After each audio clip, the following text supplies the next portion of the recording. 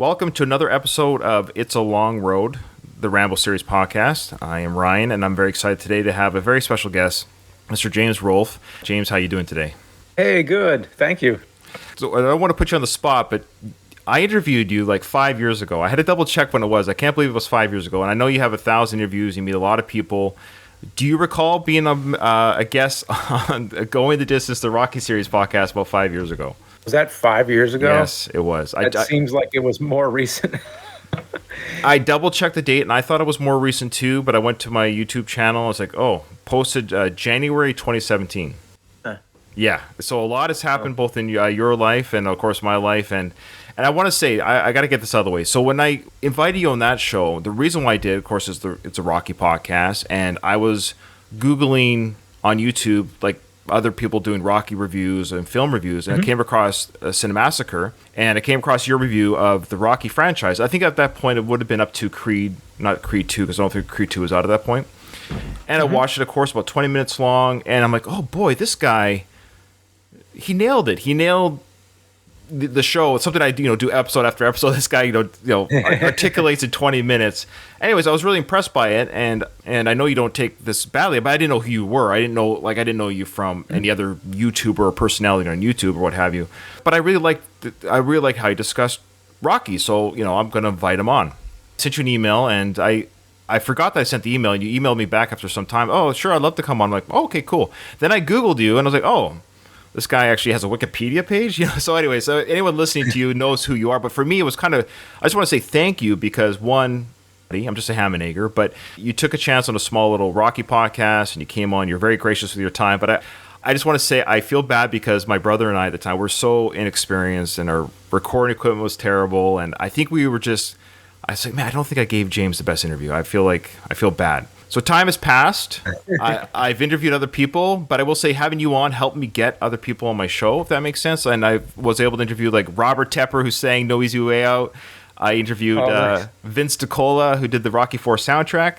And then cool. Then the best one I interviewed was, I don't mean the name drop, I'm just saying you were kind of the start of people allowing to come on my show, was Bill Conti. I got to interview Bill. Oh, wow. Yeah. How many Oscars do you have, James? I'm just sorry. Oh, Oscars?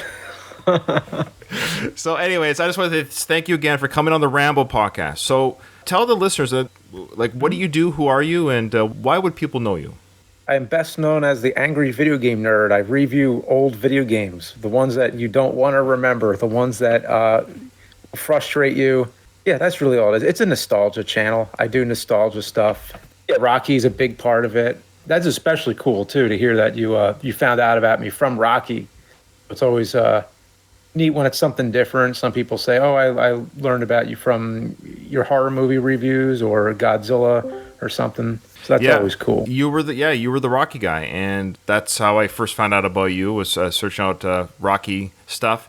Now, you did a video called Rocky Jumps the Bench, which I believe was released in 2008, and at the time of our interview, it wasn't available on YouTube. I think it was hard to find, but you've since re-uploaded it. Because I think when we talked about it, you're like, I don't think it's on YouTube. You didn't know where it was. You re-uploaded it in 2017. So I don't know if you re-uploaded because of our interview, because we mentioned it in that interview that it wasn't on YouTube. Yeah. So it might have been afterwards. I don't know. I do know that it was like, for a while, it was like, it would get taken down because of movie clips or music or whatever. It was all the copyright bullshit. So I eventually did one that was like less music and more updates too. Like I kind of updated a few of the locations, like, oh, the Spectrum doesn't exist anymore, and like the ice rink wasn't Philly. It's been found that it was in LA. Right. Things like that. So it was cool to have like a new version of that. And then recently doing the Rocky IV locations.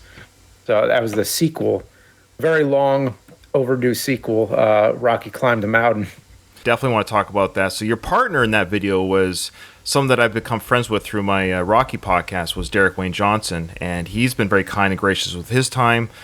I've interviewed him 4 times for 4 different projects. He's someone, I guess you could say, we've become friends. I don't use that loosely, but we've talked between interviews and stuff, somebody I've kept in touch with. And he's he's a gentleman, a scholar, very handsome. He's all those things. So how did you end up meeting Derek, though? I first met him back when he was coming out with King of the Underdogs, the John Avildsen documentary. As I recall, I think he emailed me But I did an interview with him on the channel, and since then, I've met him a few times in LA, and then this time doing the Rocky documentary. It's a weird thing to reach out to somebody and be like, "Hey, do you want to climb the Rocky Mountain with me?" And he was into it, and that was really cool because a lot of people would think like, "Oh, this is crazy." Like this is because it was kind of a crazy idea, but I wanted to do it. It was kind of a bucket list thing.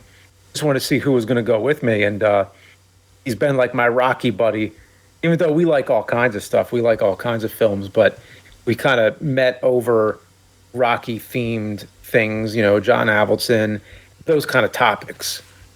So it was great, to have somebody who was really into it, who just wanted to be there and wanted to get close to those locations, like as close as we were able to. Yeah, I mean, it was kind of like a little bit of a spiritual journey. It was cool. Yeah, it's a wonderful video. I watched it the moment you guys dropped it. He hinted at it. I was very excited about it, and when I heard it was coming out and when I saw it, amazing stuff, amazing footage. And legit, I'm very impressed that you guys found what you found. It's one thing to find the corner of a street in Philadelphia where Rocky's house was, or where he talked to Gazzo. It's another just to find like where were those homes that Rocky was training at, where was the river that he ran through. That was legit. Like, oh, you actually found the river that he ran through, and then all that stuff was pretty spot on and amazing. I was getting very stressed out though. I don't want to spoil the ending. When you guys were getting closer to where the mountain was, like, what do you got? You guys are wearing like flip flops and tank tops. I mean, like, I was getting kind of like, you guys are not prepared to climb that mountain. It stressed me out. I was like, how far I was getting worried about your food. Do you guys have enough food to eat? Like, it was really stressing me out. It seemed like, where's your food? Where's your water? I think we went to the store before that. We got like those granola bars and stuff like that. So we had that. We had like bottles of water. The only thing we didn't think about was like we should have really got some like good hiking gear. Yeah, you were in sneakers or something. Yeah, you're sliding all over the place.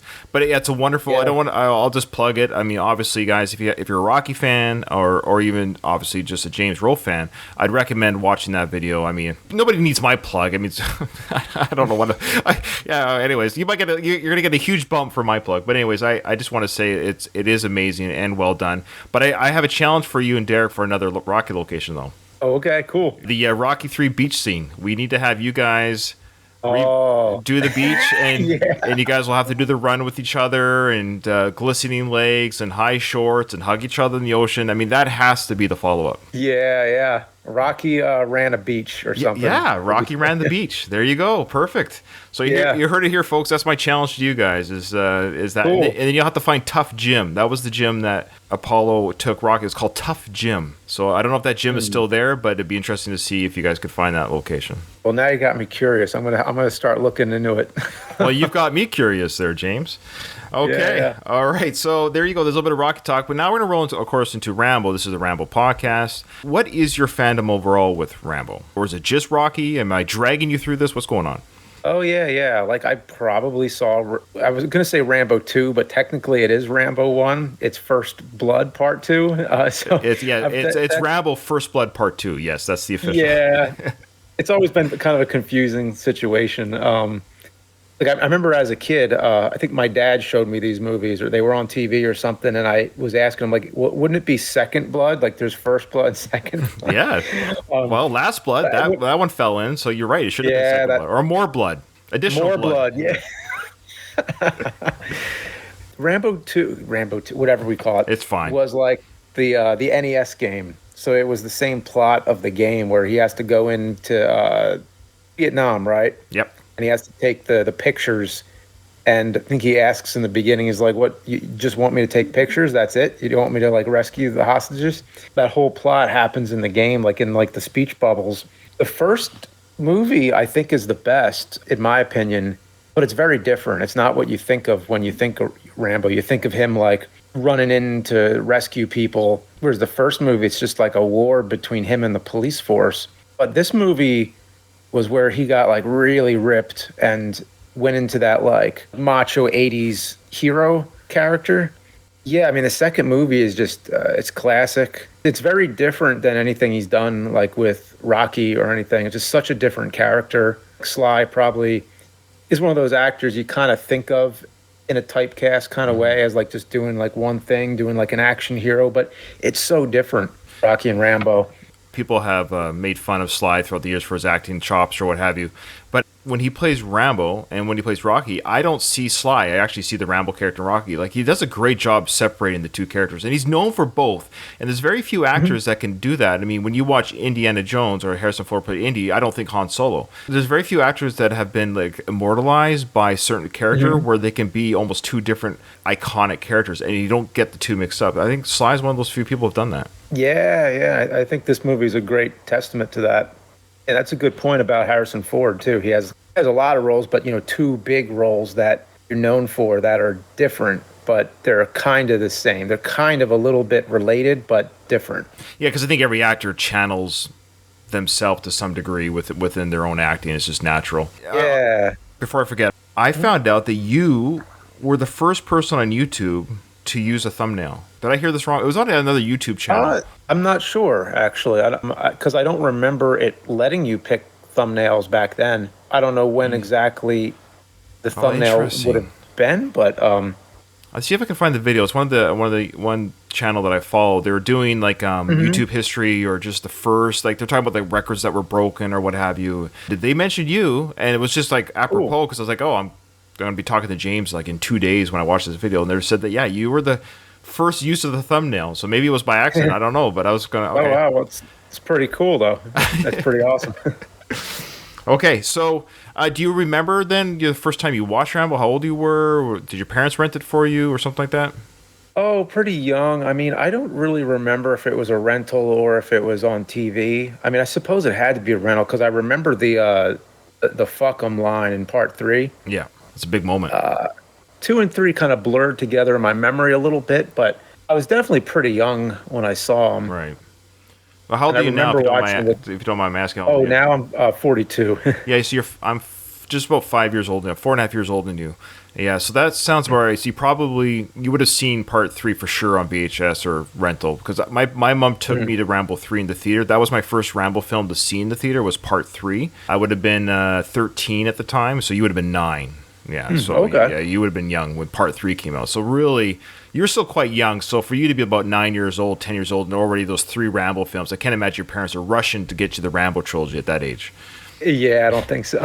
Yeah, so my mom took me to Rambo 3. And then I've seen the rest. Yeah, then I saw, of course, 4 and 5 in the theater. But yeah, the first 2, of course, I was too young to see in the theaters.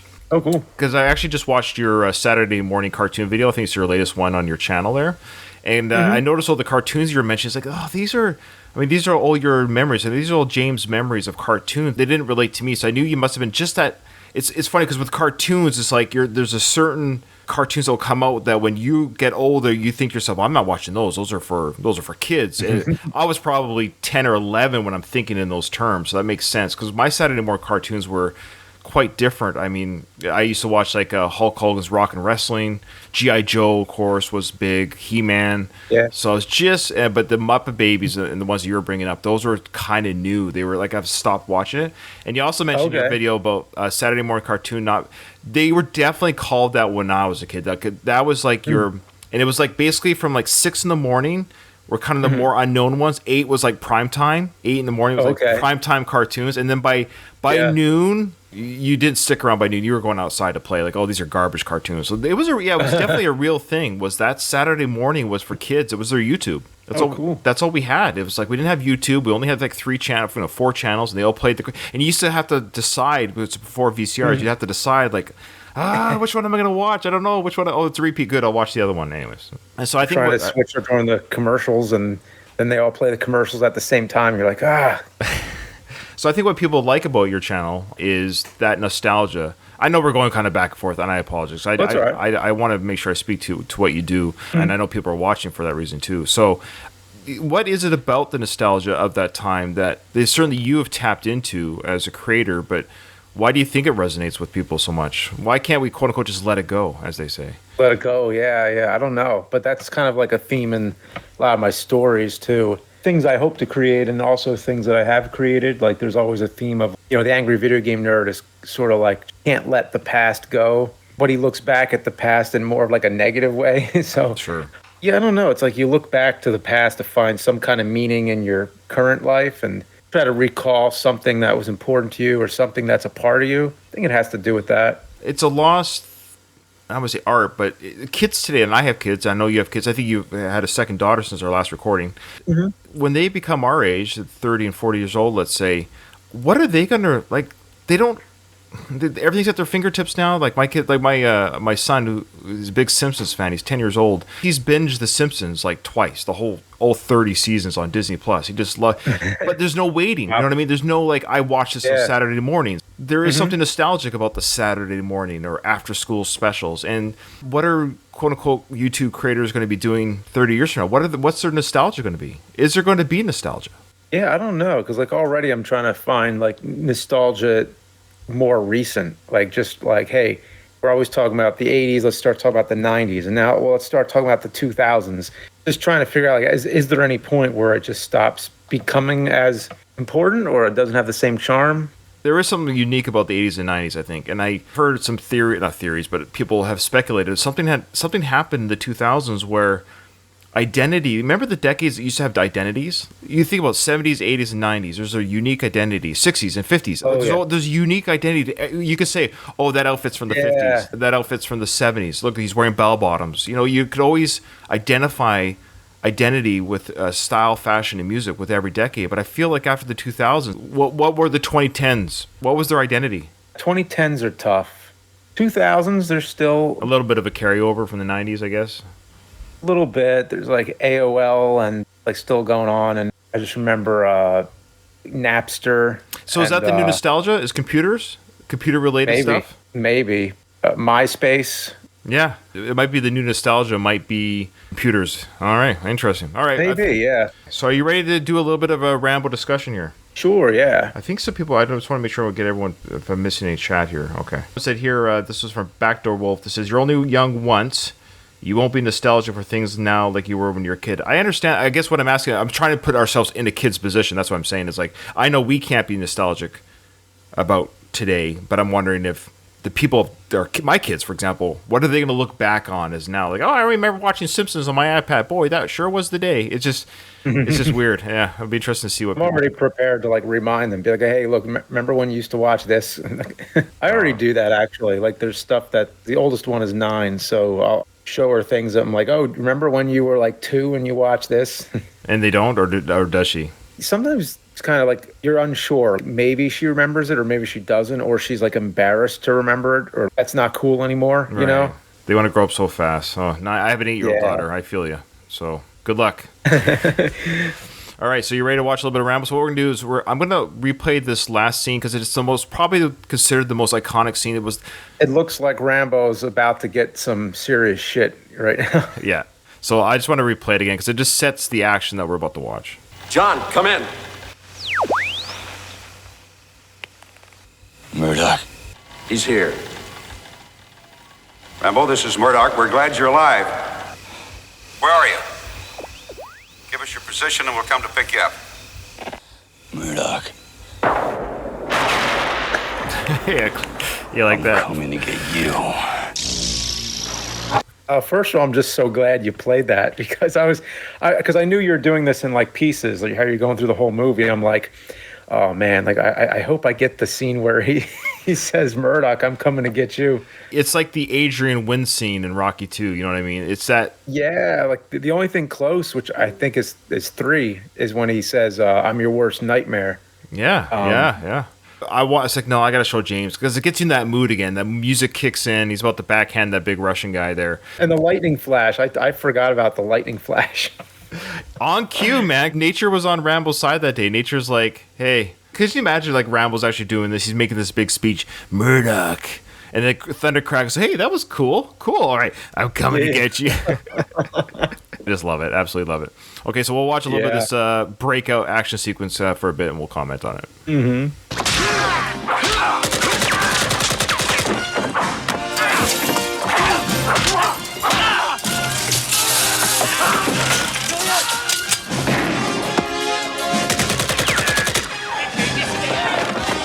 All right, what I like right away is that his female partner, she's been kind of not really helping out Rambo, but now she's doing it, man. She's taking out a few of the Viet Cong there to get Rambo out of there. And I love the payback. If you remember before the scene, like Rambo was getting tortured quite extensively by that big Russian guy, and that was his using payback. Like it was like that thing. Why can't I'm blanking on it? It's a mattress. It's like a spring mattress. Yeah, it's like the bottom part of what you put on the bed. I love it. And I love how he throws the guy against it and turns it on. And I love how he's sort of stuck to it. The electricity is holding him to it. He can't. I'm hanging on to this. I can't let go. The electric shock is making me stuck to it. I don't know. I get a kick out of that kind of stuff. Oh man, it's so good.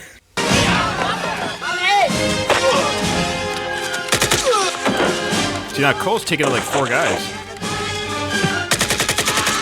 Now, this is the Hot Shots Part 2 scene. Hot Shots Part 2. Like, it makes me think of that. It's funny watching this now, of course, 2022. This came out in 85. It is silly, but it's just so good. Because when this came out, it wasn't silly. I mean, I'm sure critics, this is ridiculous. But it was just so unique in its own right that it's been mimicked and copied so many times. I don't know what other film before Rambo 2 really shot the 80s action to this level. Like, that's been copied as much? This one has been copied so much. But what other 80s film? Because this was literally the mid-80s, that kind of this over-the-top one-man army. I mean, I can't think of many that have been copied nearly that much. But, like Mad Max 2, pretty big, and Raiders of the Lost Ark was big. Yeah, the one-man army, every shot hits, every knife hits, every connection hits. Yeah. And the one other big film, people say, what about Commando? Yeah, but Commando was a response to this film. That's right, yeah.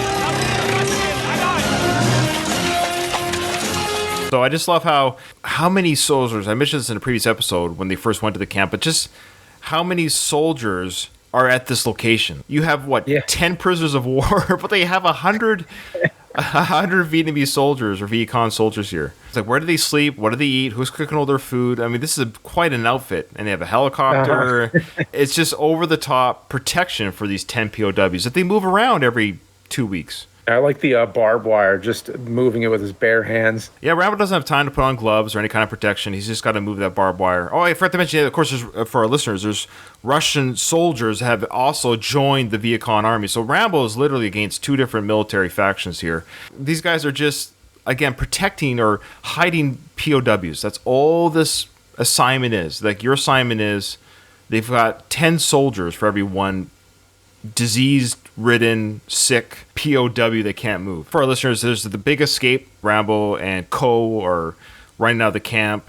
Helicopters on them, so they're dodging the helicopter light. Rambo seems to have trouble with helicopters, both in part 1 and part 2, and in part 3. Helicopters seem to be a reoccurring theme, Rambo versus the helicopter. I mean, it's definitely a jungle movie. It's not like, it doesn't have a lot of different scenery to it. It's kind of in one place, but the amount of enemies it shows is insane. And the body count, fighting against the helicopter. I mean, I'm sure a lot of video games looked at this because it seemed like there was often a helicopter as a level boss or something, and you had to take out the weak spot. So that was a long sequence. I mean, not in a bad way, but for quite a fun sequence. Of course, people can see this on their own movies, copies of the movie. But Rambo and Co. escaping, you got Rambo sliding down the ravines, and they're going through the water, and they got the helicopter chase, and it's an exciting sequence. It's almost very sweet of Indiana Jones. It has its own type of Indiana Jones flair, because a lot of it's just very little Rambo shooting back. They're just escaping. They got to escape. They realize they're a little bit outnumbered here. They can't take on the whole army, so they're trying to hide and escape. And now it's like the next day, I guess is what we're led to believe here. The sun is rising. Colonel Troutman's going to go talk to Murdoch here. You got Murdoch. He's literally a little bit nervous under the collar there. He is sweating now. He's really sweating now. First he was sweating because of the heat, but now he's sweating because he's got the threat from Rambo. I'm coming to get you. Yeah, it pays off so good at the end, too. It really does. What do you think is better, the Rambo 2 ending with him facing Murdoch, or Rambo facing down Teasel, Sheriff Teasel in the sheriff station? Which one do you think is a better payoff? Oh man, the first movie. That's tough though. I think if I were to take the scene out of context, I think this one with Murdoch as a whole, I think the first movie does it best. Sure, that's fair. Yeah. But it is a nice little sequence, of course, when he goes in, he's going to stab him, or what we think will be a stab, but it's not. But yeah, it's a great sequence. So Murdoch here, though, he's sweating. We safe for now. Now, I love how Julia Nixon, who plays Cole, she just looks great here because she's dressed up because she was dressed up as the town harlot, to come visit the boys. That's how she got inside the camp. She pretended it was her turn to be the whore of the village type thing. So that's how she got into the town or to the village of the Viet Cong soldiers. But so she's still dolled up is what I'm getting at. And she looks fantastic, the actress herself and the character. We mentioned before another episode, I think it might have been with Derek actually. He was on episode 3. We mentioned that this is actually Julia Nixon's first movie, and it never really... She's done like steady work throughout her career, but we speculated, or at least I speculated on that episode, that it never catapulted her to where I think she deserved. I think if she was found today, she might have more work than she did in the 80s, which is too bad. For a first movie, this isn't bad. I mean, like Sandra Bullock's first movie, really big movie, was Demolition Man. That helped her career. And then Speed, of course. But then this one here, I don't know, I just feel bad for Julia Nixon. Never really, because she's very athletic. I mean... She probably had a lot to offer, and there's just more female roles now for like action sequences, and it's almost like the wrong decade for her. So I feel bad. They're resting. It's the next day. They think they're safe from the chase, and they're gonna have a bit of a conversation here. You look like hell, Rambo. Tough night. Maybe you need this. You hurt bad. It's all right. Listen, what you did back there, I won't forget it. Thanks. What do you do now? Try getting across to Thailand? Yeah. Then go America? Yeah. You take me with you?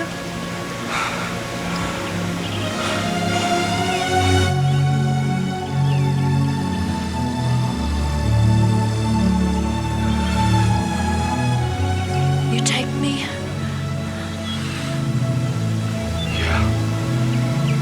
It's funny, no matter how many times I watch this film, I always forget the kiss. I don't know why. I don't know if it's a Mandela effect or something. Maybe people could let us know in comments.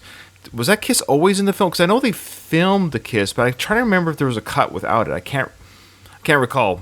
But it's just weird seeing Rambo kiss. I don't know why I find it weird. I don't really remember it either. I do remember what happened. We're getting there. What a bummer.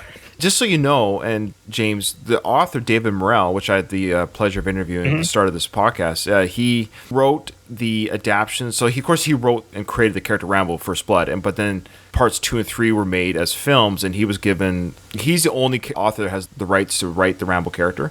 So he was given the scripts for 2 and 3, and he wrote his novelization from the scripts. So he added his own background. What he added for background for part 2, he did Sly Bad, or the Rambo character Bad. He made Rambo a virgin. So if you were to argue like which one's canon, well, I mean, you could argue David Morrell is the author of the creator of the character. So he said that at this point in Rambo's life, now of course Sly's a little bit older than the Rambo character in the books by about maybe 7 to 10 years, but had a high school sweetheart, and he went to war, and he came back. He never consummated that relationship with the girl before he went to war, and he's just never been with a girl since. So that was the first time he's kissed a girl, according to David Morrell, since his high school days. Yeah, I mean, it makes sense given his history, yeah. So she's like, "You taking me to America?" And he's like, "Yeah." Get some co-time. I think you made good choice. Yeah. Yeah. We go? Let's go.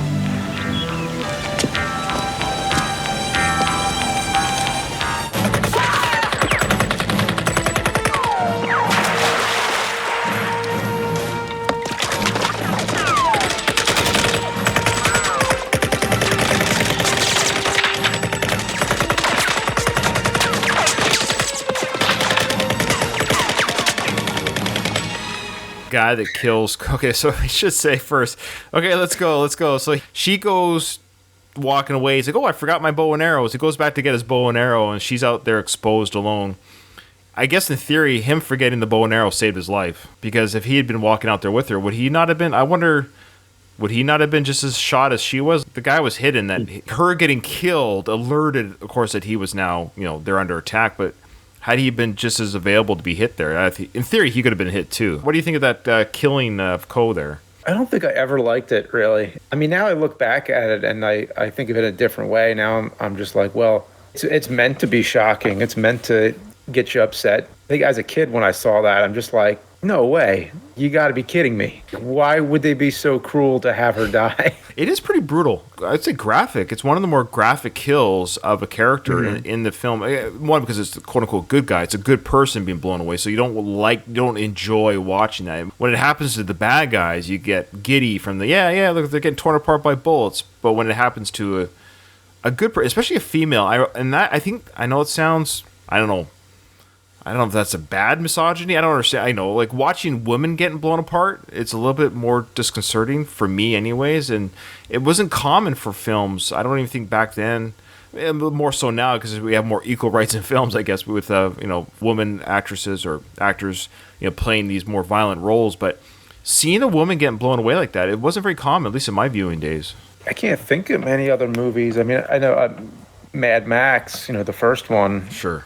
His family gets killed, but I can't think of a lot of other movies where they would have the guts to do that. Yeah, that time. She gets blown away, lands in the water. She's not quite dead yet. We'll get a little bit more out of her before she dies. So Rambo took out like 4 or 5 soldiers, but the individual that killed Ko or shot at Ko, he is the kind of a top leader. He's the main guy, bad guy, leader, captain or whatever of the Viet Cong guard. So he gets away like Little Weasel. He runs away, and his comeuppance is great, as you know. Oh, he's the one who gets blown up. Yeah, that's the same. It's the same guy that killed Ko, and Rambo knows that. It's the guy shooting at him with the handgun, and Rambo slowly I think they show that scene in Gremlins 2 as well. Oh, do they? That's the scene that Gizmo is watching on the TV. Oh, that's funny. That is funny. And then at the end of the movie, he imitates that with the rubber band and the matchstick or whatever when he when he burns the lead gremlin. You could do a whole podcast on how many times has this film been imitated, not mocked, but lampooned, imitated, drawn from, referenced. It's insane. It's insane. You're right. You're right.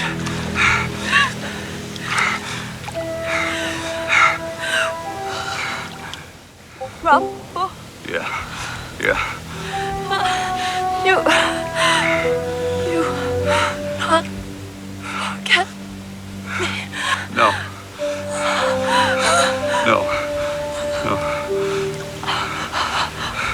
And his virginity streak continues. Yeah, I was gonna say.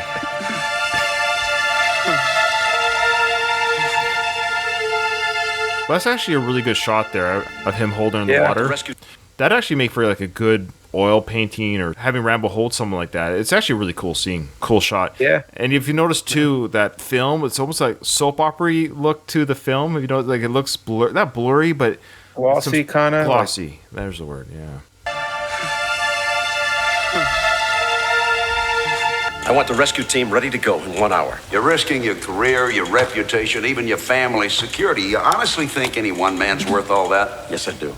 I'm giving you a direct order to withdraw from this project. Do I get the rescue team or do I go over your head? You don't seem to understand something. I'm in charge here.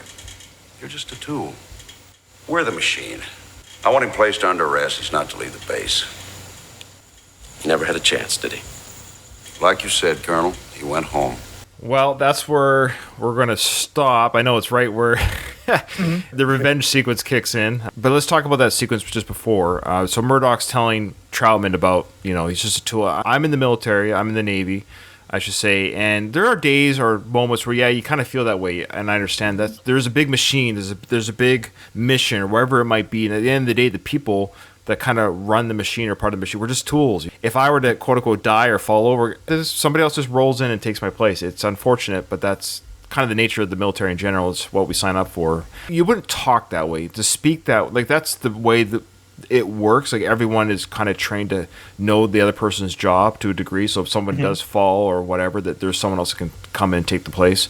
But to speak that way, like that, so callously, it just shows this government conglomerate that's very indifferent to the sacrifices that these soldiers, they're people, they're not just tools. What do you think of your first experience on the Rambo podcast and watching a little bit of the film again after maybe a little while? Very cool. Yeah, it's such a great idea. You, on your Saturday morning cartoon, you showed a quick little piece, but you didn't talk about it, the Rambo cartoon. Because you showed footage of the RoboCop. It's like, oh, come on. You didn't show Yeah. Because you're talking about how the videos of, cartoons, when we were kids, were able to take like rated R, hardcore rated R films and make them into kid-friendly cartoons. Yeah, there was another big one I forgot about, Toxic Crusaders. I don't remember if it was Saturday mornings, but... Oh, really? They did that one for that one, too? Sometimes I couldn't remember whether it was a Saturday morning show or a weekday show. There's also, I remember Attack of the Killer Tomatoes. What? Oh, you haven't seen that one? That was a cartoon as well? Yeah, I mean, probably very short-lived. Sure. But there was like a team of heroes in it with swords that are dicing up the tomatoes. And that's funny. It was kind of gory because even though they were tomatoes, I kind of thought of it as like blood when they're getting cut up and everything. That is hilarious. That is wild. The Rambo cartoon was horrible. I remember because that came out when I was a little bit older. I'd already been a fan of, the first two Rambo films. Even at the age of 10, I'd watched the first two. And I was getting a little bit old for cartoons at 10 or 11 back in the day. I remember the Rambo cartoon came out. I probably gave it a whirl. But the moment I realized it wasn't Stallone doing the voice acting, I think that was a big turnoff for me. It's like, oh, that's not Stallone's voice. There's one scene where he rides a rocket in the sky, holds onto it, and I'm like, I can't do this. Cartoons don't work as well. Did you ever know the cartoon Robotech? Robotech? No, I don't think so. Okay, well, this is me going to nerd out on you a little bit. So this is my, you don't have to do this, but this is my challenge to you, because I think you should add this to your repertoire of reviews or something. It was it was like, you probably recognize the ships that these guys, so what it was is, it was a Japanese production. They would go into these like transformer robots that would turn into jets, and then they would also then they could walk around and stuff, so the humans would control them in the cockpit, but they would transform from walking robots to jets, and they were like fighting this alien invasion and what have you. It's one of the best cartoons ever, but this was like 6 in the morning on Canadian television. They would show this Robotech, and it was one of the few cartoons that was like serialized drama. One episode would go into the next episode, and so it wasn't a matter of you could just be like, oh, I'm going to watch a He-Man episode. Like every episode ties in on it. Yeah, it was actually a serialized drama, wow. And it was about as adult as you could get to being a cartoon. Yeah. Wow. Yeah. I'm looking at images real quick. Yeah, that's so funny how there were so many of these shows that resembled Transformers, GoBots, Voltron, and all that kind of stuff. Yeah, it's one of the originals. It's an amazing cartoon. Wow. Amazing. It's been an absolute pleasure, James, having you on. I want to say thank you for guesting on the show, for cracking wise for a little bit, hanging out with me. I know your time is busy, but why don't you tell us what people can expect from Cinemassacre? That's your major channel. That's your mainstay, because I know you got a lot of projects. So do you want to describe again what that channel's about? And oh, well, I mean, it's just a nostalgia channel of video game reviews and movie reviews, and then anytime when I do anything original as well. It's generally reviews of media. But yeah, I'm working on some horror movie reviews right now, and another Angry Nerd episode. It's a big one. Now, in fact, right after this, I'm going back to some editing, going into this like an analysis mode of movies and stuff. So this is your job. This is your doing this channel. I mean, I do a side channel. I'll just quickly plug it. I don't think any of my Rambo listeners. I do a reaction channel with my best friend called Whelp. That's WELP, Whelp. Here we are on YouTube. It's a hobby. We do like Patreon requests where people ask us to react to some songs and what have you. Anyways, I just like editing our own videos and things like that. I know how much work, on a small scale, how much work it goes into producing. I look at your channel, and I mean, how much of it are you doing on your own? Because I'll edit a stupid 10-minute reaction video, and it's just like, oh, this is so much time. I mean, do you have people to edit for you? Oh, thank you. Yeah, I do. Generally, I edit what I can, but then I send a lot of it to other people to edit. So the movie reviews, most of them are being edited by someone else, but I still look at the final product. That's the thing with the edit. The reason why I don't even want to offload it to anyone else is because I want to keep certain jokes in.